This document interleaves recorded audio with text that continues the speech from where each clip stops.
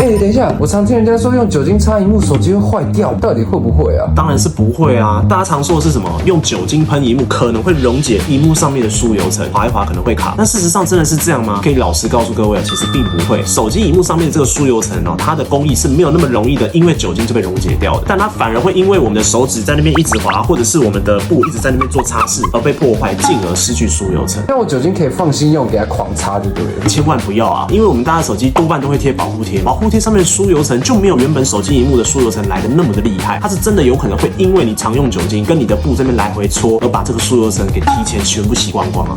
太烦了吧？这样我到底是该擦还是不擦啊？我跟你讲，如果你真的手机脏的时候，我个人建议你就拿一张布，然后加一点清水，保护贴上面多少都有疏油层嘛，是非常容易能把我们的脏污带离开我们的手机表面，所以就拿了一个布，加了一点清水，稍微这样回过一下，其实多半就擦得很干净了。但是软的不能触控的荧幕，比方说笔电的荧幕啊，或者是电视机的荧幕啊，就真的千万不要用酒精去喷，真的有可能会出事咯。你觉得用酒精清洁手机真的会有差吗？底下留言区说说你的看法。关注速度王，买机修机，帮你忙。